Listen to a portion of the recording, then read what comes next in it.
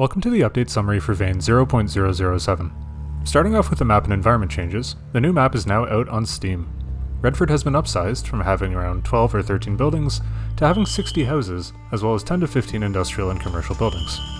Warehouses, a radio tower, a veterinary clinic, a construction office, a post office, a remade gas station and convenience store, and of course, a graveyard, are all present in the new town. Houses have had additional detail meticulously placed, with new interiors, exteriors, and roofing materials. Radiators and air conditioners have made their way onto buildings, powered by both electricity and the new fuel tanks. The new fuel system ties into the fluid system, where fuel and gas can be moved between containers just like fluids. And with the new behind-the-scenes work on the electrical systems, player-made generators are now feasible and will be coming in a future update. Buildings have had new challenges created for them, from loot containers that can only open with power, to remote keypad locked doors. The world now has vending machines which function if you have money, and a new fence system that blocks line of sight and breaks down when hit enough. Most buildings have been outfitted with visibility blocking blinds. The skies received new volumetric clouds, adding depth to the atmospheric simulations already present in Vane, coupled with the weather and season systems. Blood and bullets now remain on the map forever, until cleaned.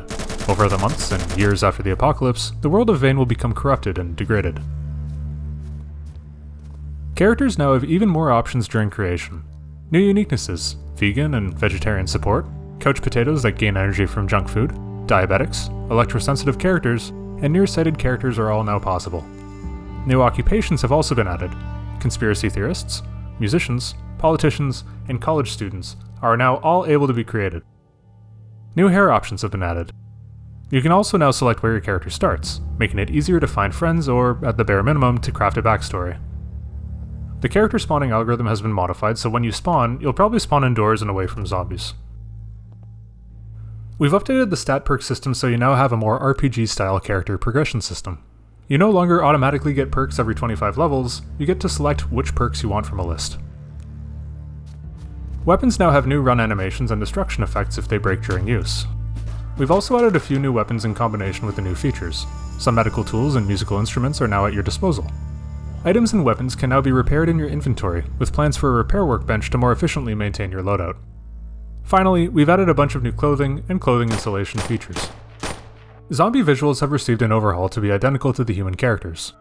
When you die from the zombie infection, your zombie will look identical to your character. Zombies now lip sync, have facial animations, and are soiled with procedural blood and decay. Kerosene and kerosene heaters, as well as lamps and lighters, have been added as alternatives to the flashlight. You can place these on the ground in your camp, or on a shelf or table as well. Vehicles now have an engine oil system where engine parts degrade over time unless the engine oil is changed. We've also added several new vehicles, an ATV, a box truck, and a camper van. The larger new vehicles are enterable, but a bit buggy right now.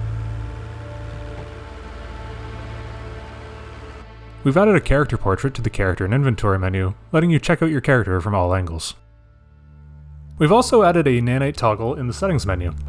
Nanite is Unreal Engine 5's virtualized geometry system, preventing pop-in at the cost of a couple of frames per second. We've also added some cull distance settings to see non-essential effects like grass farther. Finally, as always, in between all these new features, we've been optimizing the game and fixing bugs, especially regarding multiplayer gameplay and saving and loading. Vane 0.007 is now available on Steam for free. Please download it and wishlist the game when you can. The full changelog is available on Steam as well. Thanks for watching, and have fun!